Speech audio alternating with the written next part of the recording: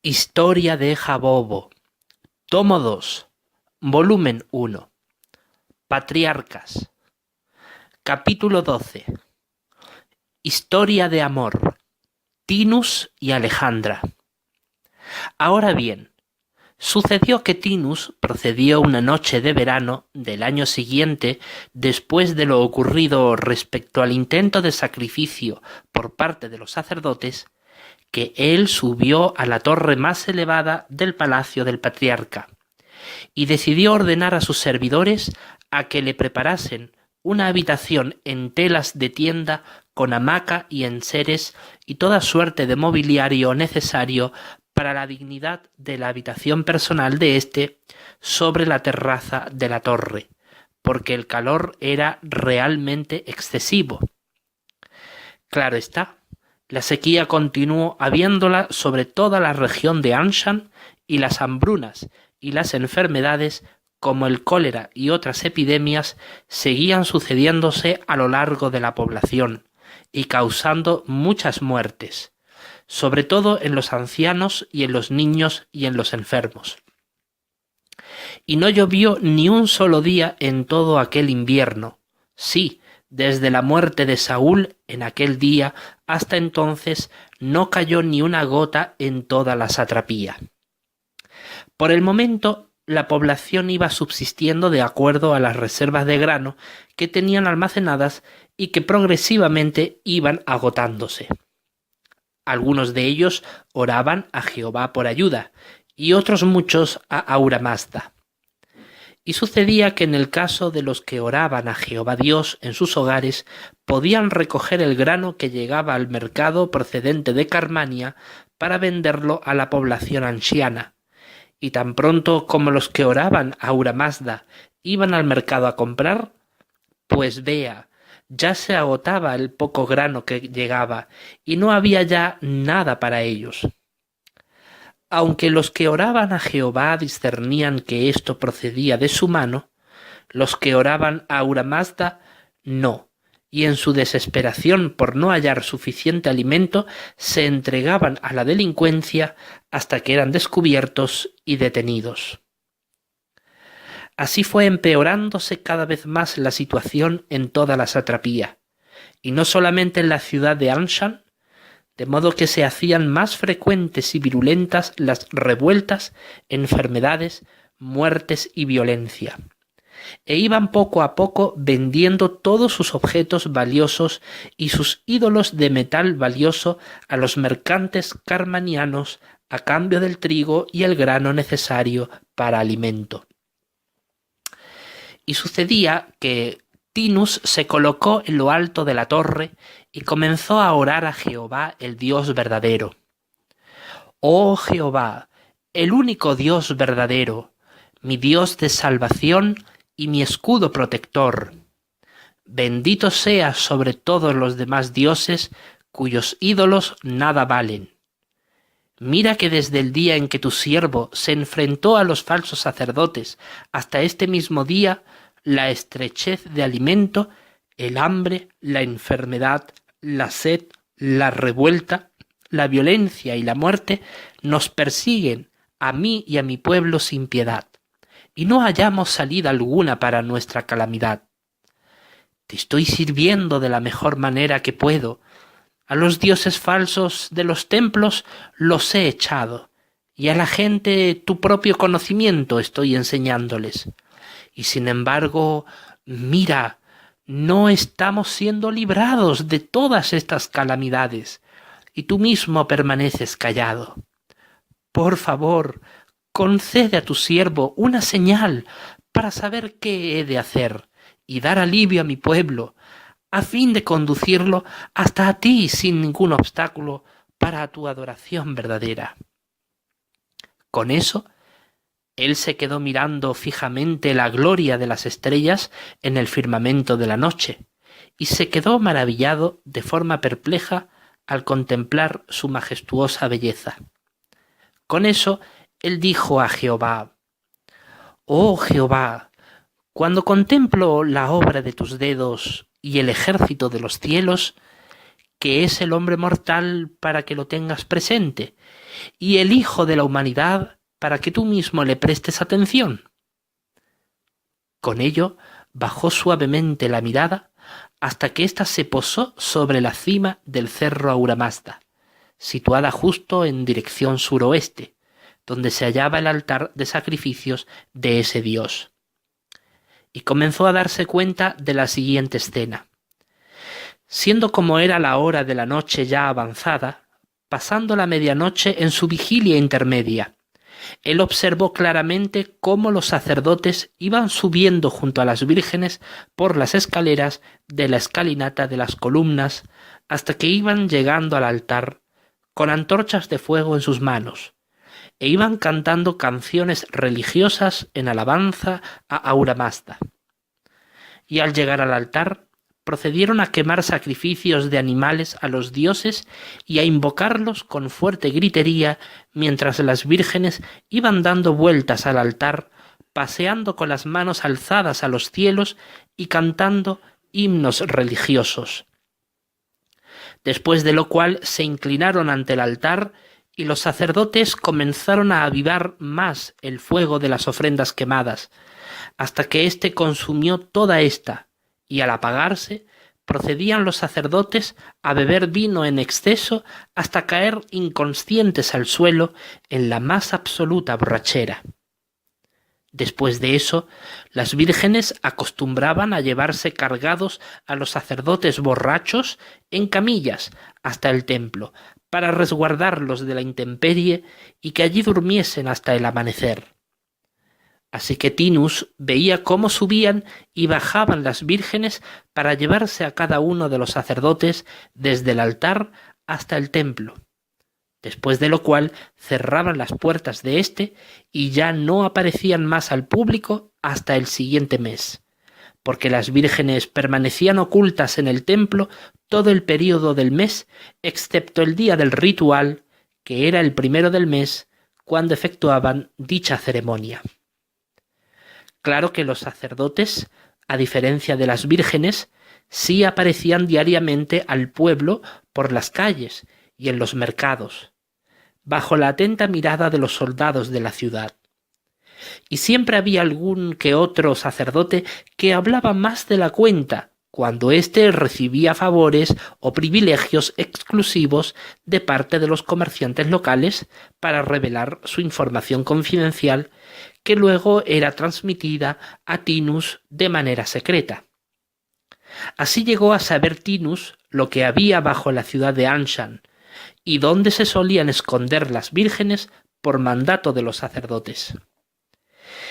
Y aunque ya sabía esto, no se dio cuenta de que había descubierto un punto débil en la protección sacerdotal hacia las vírgenes hasta que después de muchos meses comprobó que todos los días primeros de cada mes se efectuaba el mismo ritual en el día sagrado en el altar situado en el cerro Ahura Mazda. Esto lo descubrió porque él, noche tras noche, subía a la torre a la misma hora para comprobar cuándo y en qué frecuencia se efectuaban los rituales sobre el cerro.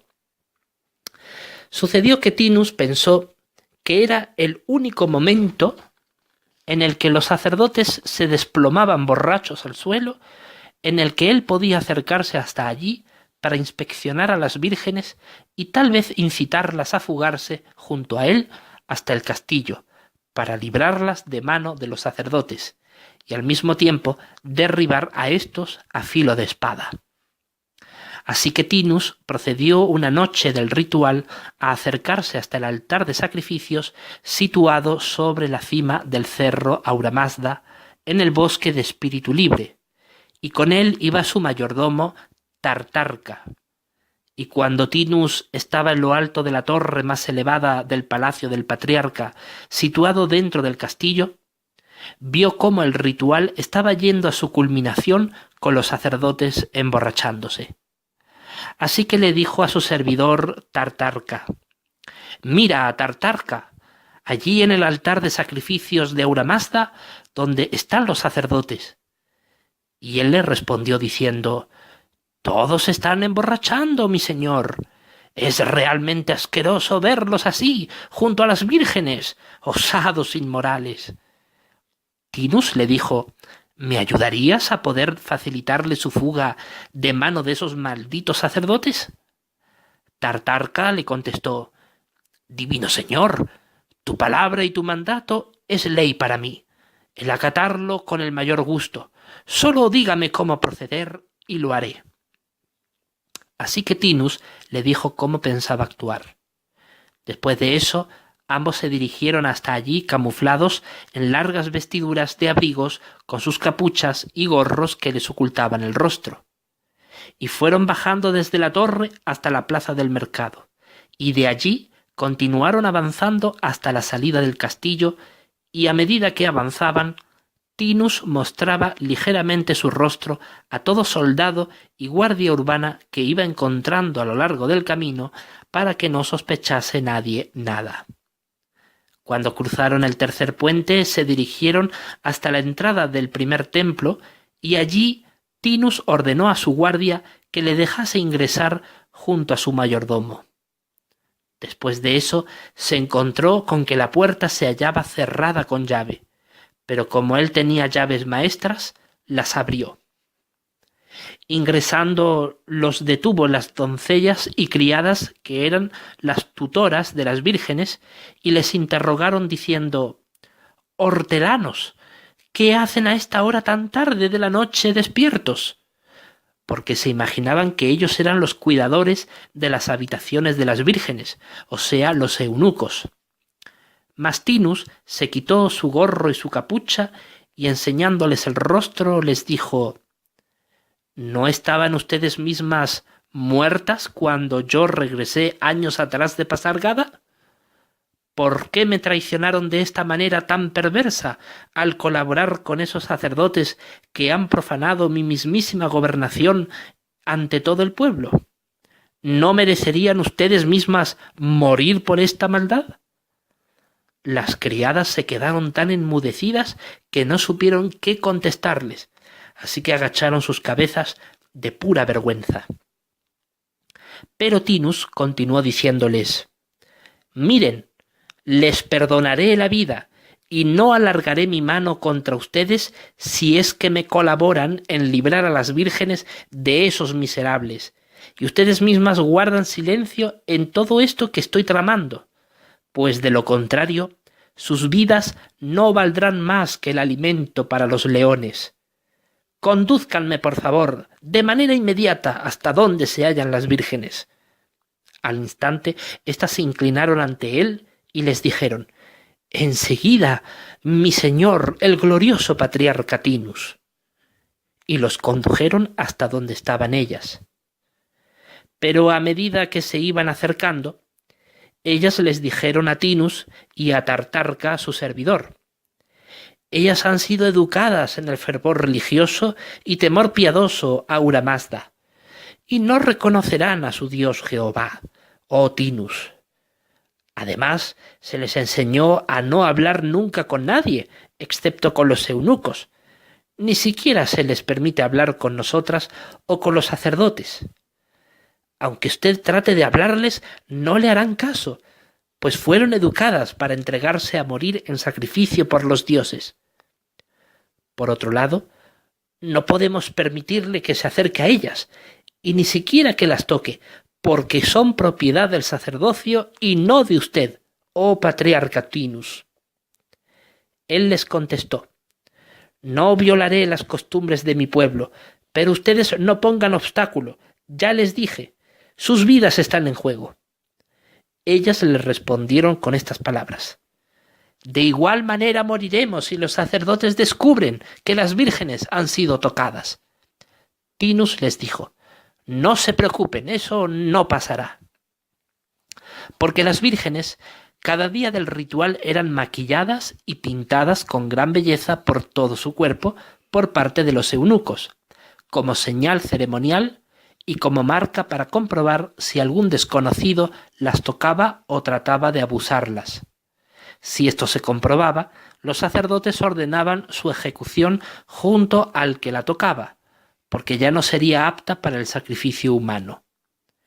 y Tinus insistió a las doncellas de que, a riesgo de protegerlas a ellas de cualquier daño que pudiesen recibir de los sacerdotes, les dejase a él y a su servidor solos con las vírgenes, pero detrás del enrejado que divide la gran sala del templo del lado de los sacerdotes del de las vírgenes, para que él las viese a través del enrejado.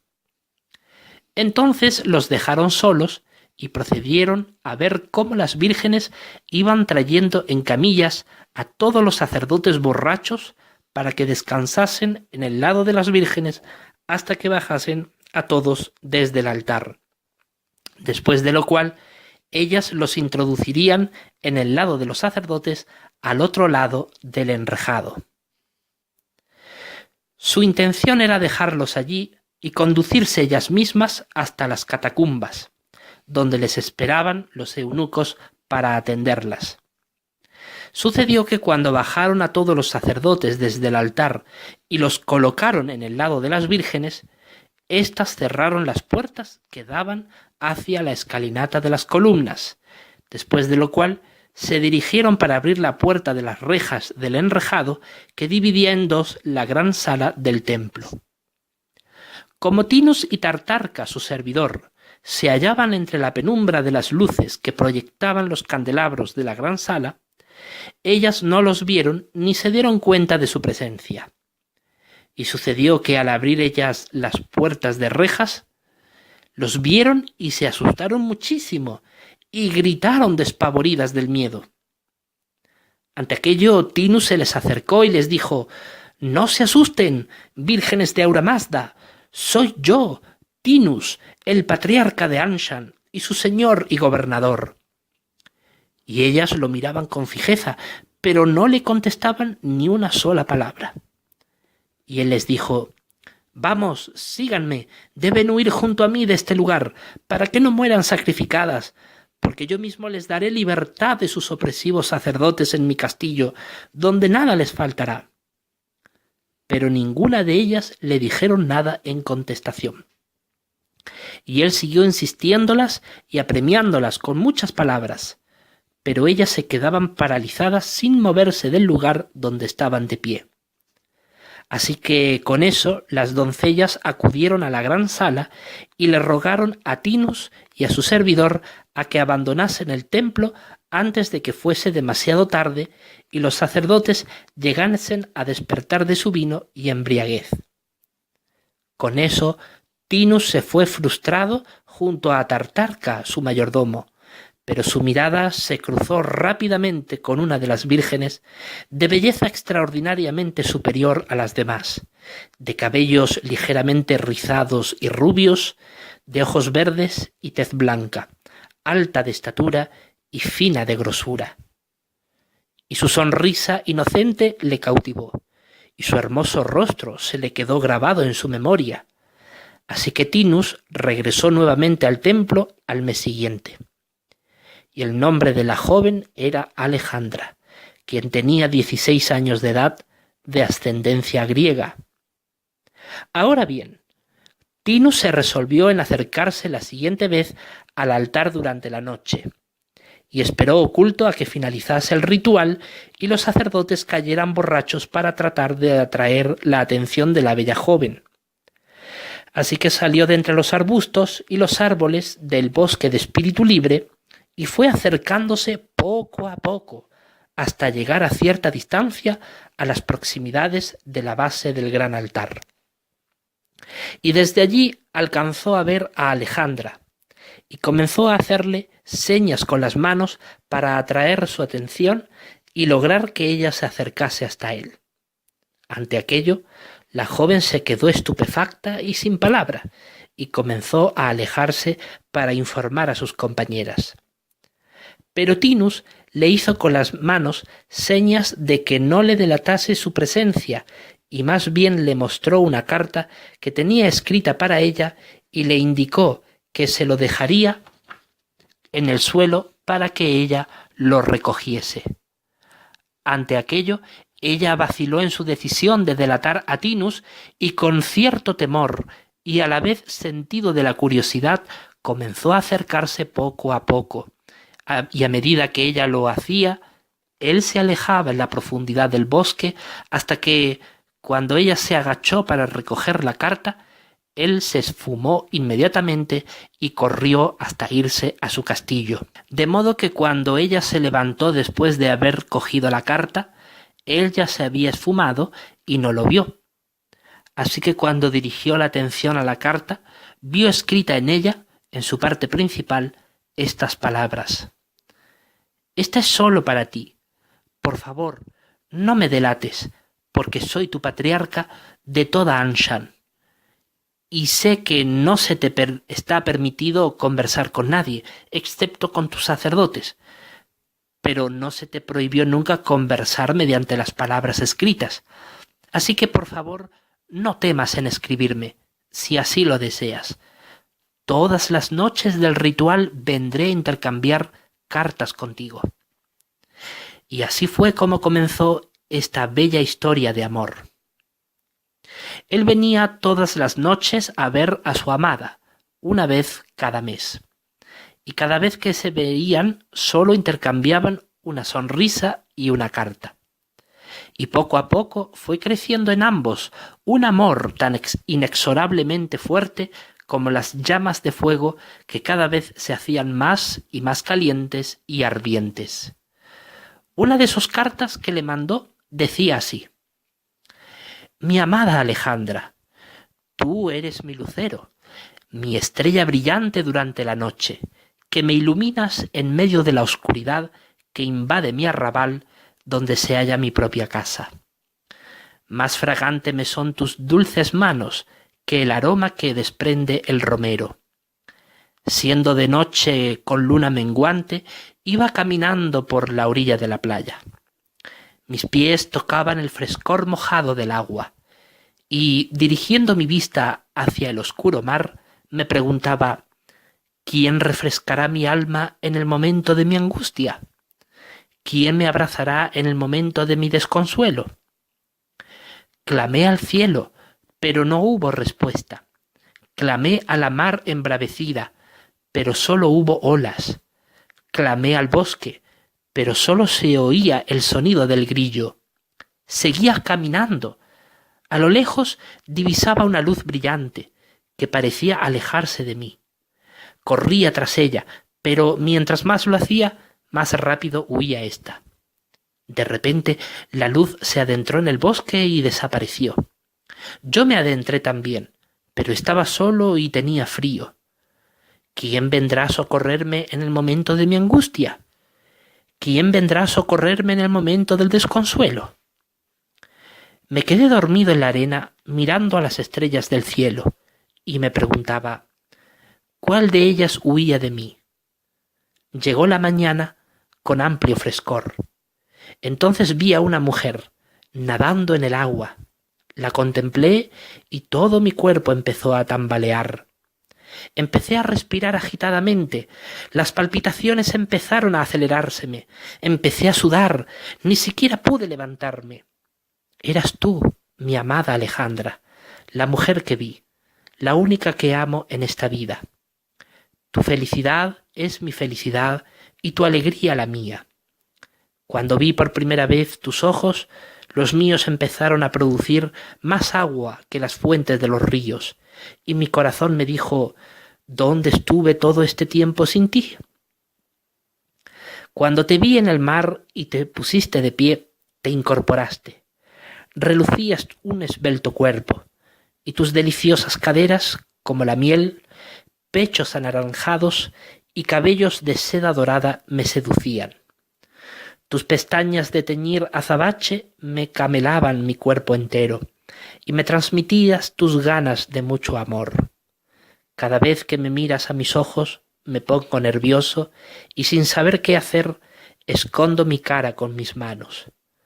Oh, cuánto anhelo que te acerques a mí y me toques, para experimentar tu preciado calor en mi ruborizada piel. Fue como un ardiente fuego lo que me acarició mi alma. Tus delicadas manos en rico perfume me embriagaron con su afrodisíaca fragancia. Oh, me dije, que todos los días de mi vida yo esté junto a ti.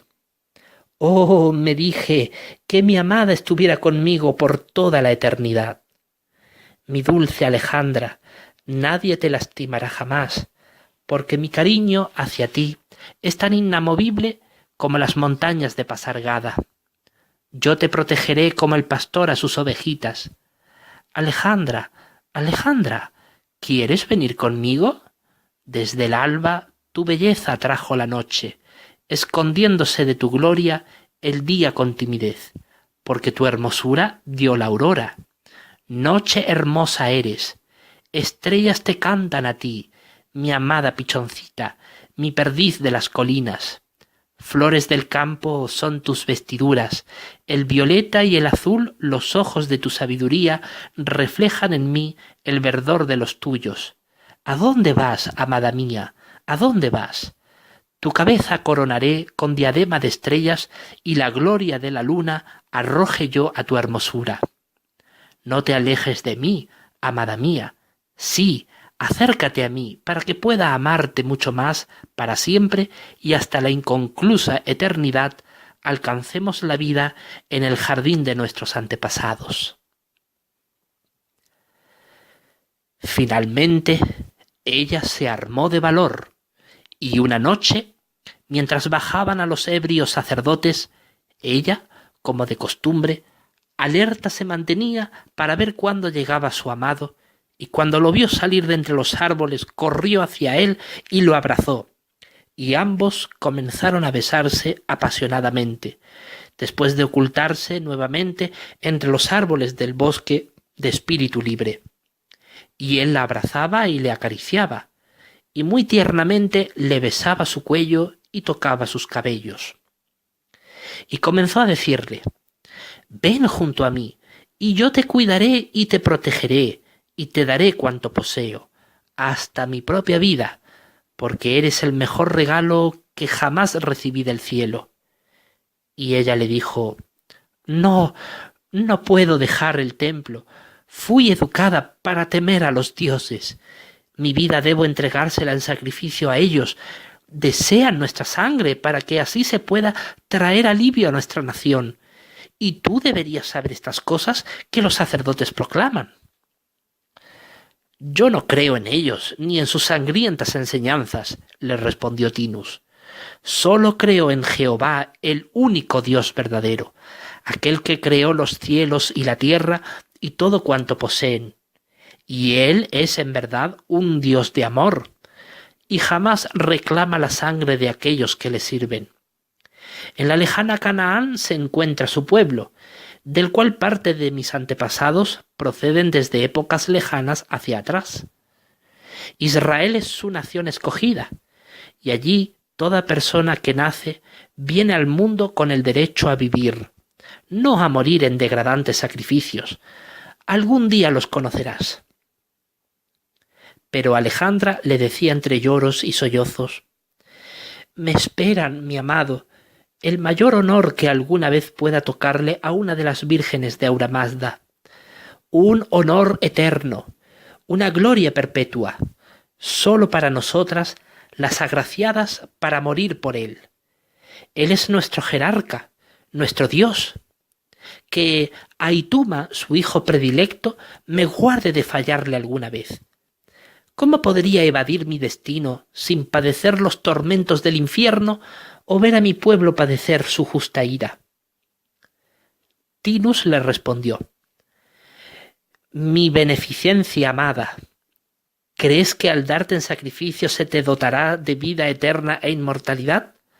¿Cómo podría yo aprobar el sacrificio humano? Yo creo en Jehová.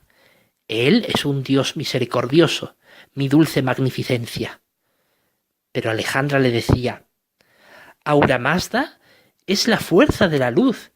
A nuestros enemigos los castiga con males, plagas, hambre y miseria. A nuestros sacerdotes Él les da fuerza, salud y muchos años de vida. Eso solo es posible con los sacrificios de las vírgenes».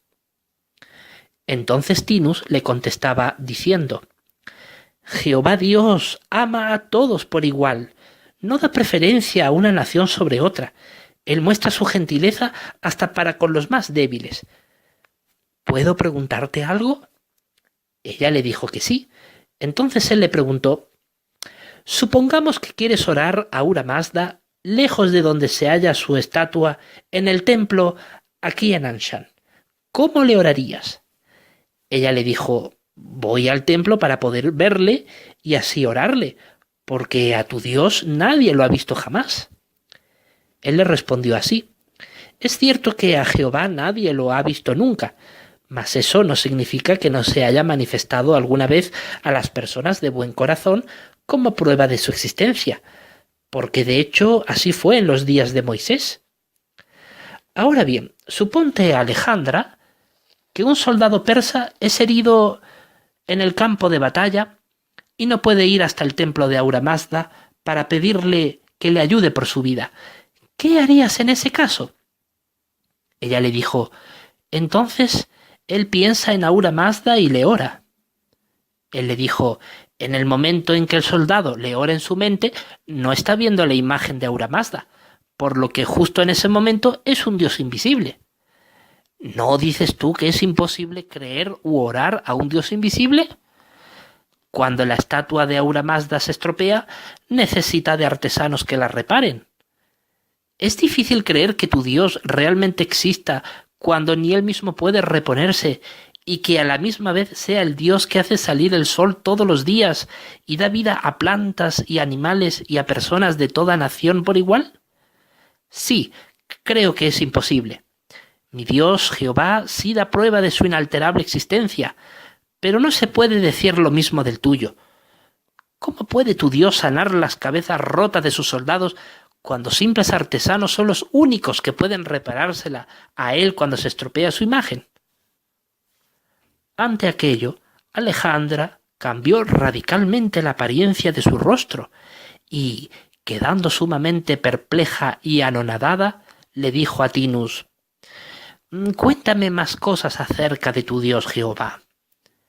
Él le dijo que la próxima noche que la encontrara hablarían con más calma y detalle. Así que ambos se retiraron a sus respectivos lugares. Al mes siguiente, Tinus quiso regresar al bosque para encontrarse con Alejandra. Y sucedió que mientras se alistaba para ir a su encuentro, Tartarca, su mayordomo, que era de mayor edad que él, le dijo: ¿cómo te va con ella? Y él le respondió: oh, fue muy linda la conversación que mantuvimos. Hasta me abrió su corazón y sus sentimientos, y con lágrimas en los ojos me explicó su resolución de entregarse al sacrificio de los dioses, pero logré ayudarla a reflexionar en nuestro Dios de amor Jehová, a lo que ella quedó tan profundamente sorprendida que quiso que le explicara más cosas acerca de Jehová. Y hoy estoy decidido a expresarle más cosas sobre él.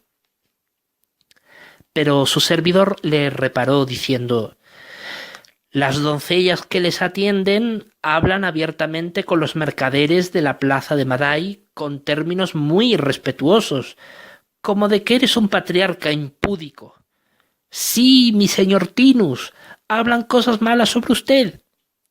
Sería mejor que tuviera usted mucho cuidado cuando trate de acercarse a su amada joven, para que esas mujeres inicuas no hablen mal de usted y manchen su honorable reputación, porque en casi todo el pueblo ya se escuchan rumores de que usted se aprovecha de que, como son vírgenes entregadas al sacrificio de los dioses, no le importa coquetear con ellas con el fin de acostarse con ellas. Y si eso sucede, ¿no caería su gloriosa eminencia en descrédito, así como su mismísimo nombre? Por favor, Tinus, trate de ser más discreto cuando se encuentren. Pero Tinus le contestó diciendo: esas mujeres ya están advertidas, así que no creo que lleven la situación a un extremo que las perjudicaría a sí mismas. Por otro lado, cuando veo a Alejandra y la toco, ya es bien adentrada la noche, y nadie se da cuenta de ello por la oscuridad del ambiente. Y como luego ellas entran al baño de purificación tras terminar de colocar a sus sacerdotes en sus respectivos lugares, nadie se da cuenta de lo que ha pasado entre nosotros. No te preocupes, Tartarca, Lo tengo todo bajo control, pero antes de intervenir en capturarlas a todas para lograr su liberación, necesito que mi amada me colabore en algunos asuntos. Por eso es que estoy yendo pausadamente. «Oh, mi señor Tinus», le dijo Tartarca, «cuídese de verdad. No le deseo ningún mal. Sé que el cerro Auramazda es muy siniestro». Tinus se despidió de él al salir del castillo. «Todo irá bien, mi apreciado amigo». Con eso se fue él solo a buscarla. Cuando la halló, allí estaba ella esperándolo sentada sobre una roca en mitad de la espesura del bosque, y vestía su ropa de sacerdotisa e iba muy ricamente maquillada. Y ella comenzó a decirle: «Antes de que llegues a una conclusión, deberías saber que he hecho un pacto con mis compañeras vírgenes de que sellen el silencio de su boca y no revelen lo nuestro, por lo que, como dictan nuestras tradiciones, estaría expuesta a la muerte, y tú también». Pero él le dijo: «Eso no pasará, mi amada Alejandra. Yo te protegeré de cualquier daño que puedan hacerte. ¿Acaso no soy yo patriarca de toda Anshan? No temas, florecilla mía. Te amo con todo mi corazón». Y al escucharle decir eso, se le apegó a él y lo abrazó fuertemente, y medio llorando le decía y le rogaba que no la abandonase, porque ella también le amaba. Y comenzaron a consolarse muy tiernamente. Y él solía decirle: «Tú has sido la única mujer en toda mi vida que me ha complacido en mi amor. Solo a ti te amo». Y ella le dijo: «Tinus, no puedo dejar de pensar en el maravilloso Dios del que me hablaste la vez anterior, de Jehová, tu Dios de amor. Quisiera que me hables un poco más de él». Y Tinus comenzó a decirle: «Bueno, su espíritu invisible mora entre nosotros, aunque no lo veamos, porque lo percibimos por su maravilloso efecto que produce en nosotros, como el amor, el gozo, la paz, la gran paciencia, la bondad, la fe, la apacibilidad, la benignidad y el autodominio. Estas cualidades en conjunto son imposibles de practicarlas por nuestro propio esfuerzo, a no ser por la acción y gracia de su espíritu, porque son cualidades netamente divinas, y nosotros solo podemos reflejarlas si Él lo desea con su ayuda. Él creó todas las cosas de los cielos, el sol, la luna y todos los demás cuerpos luminosos del cielo, y también uno que está muy cerca de mí». Y ella se quedó perpleja y le respondió: «¿Por qué estás mirándome así?». Y él le contestó: «Porque eres muy bella, maravillosamente bella. ¿No sabías que lo eres?». Y le dijo ella: «Nunca había pensado en ello». Tinus le volvió a decir: «¿Nadie te lo ha dicho nunca? ¿Ningún hombre te ha mirado como te estoy mirando ahora?». Y Alejandra le respondió: «Si lo han hecho, nunca lo he escuchado decir». Tinus se quedó asombrado y le dijo: «Ah, nunca lo habrías esperado. ¿No es agradable oír que a una virgen, futura sacerdotisa, se le diga que es muy bella?». Ella se quedó pensativa y le volvió a decir: «¿Es tan importante la belleza?». Tinus le respondió: «La belleza interior sí, y yo sé que la hay en ti». Y Alejandra, tan intuitiva como siempre, le volvió a preguntar así: «¿Cómo lo sabes?». Tinus le contestó: «Soy mayor que tú y los años te enseñan». Ante aquello, ella vio como sus compañeras ya iban avanzando en dirección al templo, así que se levantó y comenzó a decir a Tinus: «Oh, mi señor y mi amado, tengo que retirarme, pero ven la próxima noche del siguiente mes, por favor». Ante aquello, Tinus le dijo que sí, y así poco a poco fue estrechándose más los lazos de amor y amistad entre ambos, y en ella fue creciendo no sólo su amor por él, sino también por Jehová, el Dios verdadero, de modo que ella no se resistía en conversar junto a sus compañeras vírgenes lo que aprendía de él por boca de su amado Tinus, y así hasta ellas mismas fueron poniendo fe en él, de modo que, a medida que iba pasando el tiempo, anhelaban intensamente, bajo oración a Jehová, que las librase del yugo asesino de aquellos perversos sacerdotes, y él las escuchó favorablemente.